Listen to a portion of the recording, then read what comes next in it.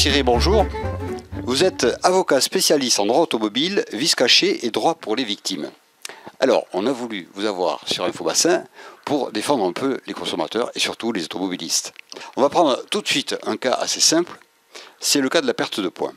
Alors, je reçois un avis d'infraction avec perte de points sans interpellation, par exemple un radar de feu.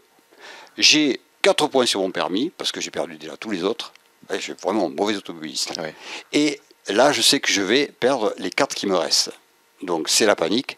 Qu'est-ce que je peux faire ? Surtout ne pas payer et réfléchir. Surtout que l'administration vous incite à payer rapidement. On vous indique, si vous payez dans les 15 jours, vous paierez peu. Si vous payez au-delà des 15 jours, avant 45 jours, vous paierez davantage. Et si vous payez après les 45 jours, là, vous paierez 375 €. Donc, surtout ne pas payer, parce qu'il faut retenir un principe important, c'est que le paiement entraîne automatiquement le retrait des points. Dans le cas de l'infraction qui a été commise sans interpellation, vous recevez cet avis d'infraction, non pas en tant que conducteur du véhicule, parce qu'il ne sait pas qui était au volant. Vous le recevez parce que vous êtes titulaire de la carte grise. Il faut tout regarder parce que vous avez justement une requête en exonération et qui est tirée de l'article 121.3 du Code de la route qui indique que vous êtes redevable pécuniairement de l'infraction en tant que titulaire de certificat d'immatriculation, en tant que propriétaire du véhicule.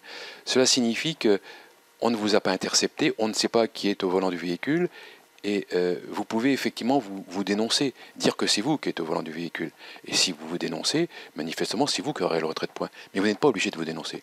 Il n'y a aucune obligation de vous dénoncer ou de dénoncer qui que ce soit au niveau de la conduite. Alors, c'est intéressant ce que vous dites parce que moi j'ai entendu le contraire, c'est-à-dire qu'on dit oui mais de toute façon on peut vous forcer à dire qui était au volant. Surtout retenez, n'êtes pas obligé de dénoncer votre grand-mère, votre cousin d'Amérique. Oui, n'êtes pas obligé de vous dénoncer. La grand-mère c'est quand même un grand classique, c'est-à-dire oui, tout à fait.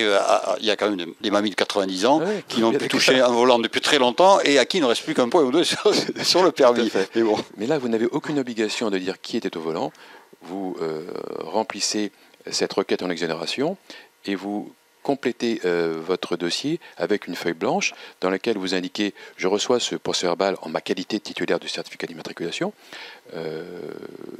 Je vous remercie de bien vouloir, en vertu de l'article L121.3 du Code de la route, classer ce dossier ou engager une poursuite devant le juge de proximité. » Alors c'est L121.3. Tout à fait. Il faut le noter. Hein, voilà. C'est noté, c'est L121.3. C'est important de le dire. C'est vraiment très important parce que si vous respectez cette procédure, vous êtes cité devant le juge de proximité, non pas en tant qu'auteur de l'infraction, parce que vous ne vous êtes pas dénoncé, parce que vous n'avez pas dénoncé qui que ce soit. Et vous avez une amende, simplement. Cette amende, cela varie selon les juridictions. Sur la Roche-sur-Yon, cela vaut 150 €. Sur les Sables d'Olonne, cela vaut 200 €. Sur Bordeaux, ça vaut 400 €. Manifestement, si vous risquez d'avoir une perte de 4 points, vous perdez votre permis de conduire, votre permis de conduire est annulé, et votre permis de conduire est annulé pour 6 mois. Vous êtes commercial, vous êtes chef d'entreprise, vous êtes chauffeur de bus, c'est une vraie catastrophe. C'est une vraie catastrophe. Même pour le chef d'entreprise d'ailleurs. Absolument, absolument. Et surtout, le texte vous autorise à déposer cette requête en exonération, vous autorise finalement à ne pas avoir de perte de points. Vous aurez une sanction, ce sera l'amende, mais vous n'aurez pas de perte de points. Et c'est cela qui est essentiel. Moi, ce que j'indique, c'est simplement respecter le droit, respecter le code de la route. Je ne fais rien d'autre que cela. Et surtout, il faut savoir que si vous voulez contester, être assisté, je crois qu'il faut toujours être assisté par un avocat. Vous avez en tant qu'automobiliste une assurance voiture. Et avec cette assurance voiture, vous avez une protection juridique qui fait que les honoraires d'avocat sont pris en charge par votre assurance. Ça, c'est important. Oui. Et surtout, c'est systématique pour toutes les assurances automobiles, vous avez une protection juridique. Je dirais dans la majorité des cas, peut-être 90% des cas.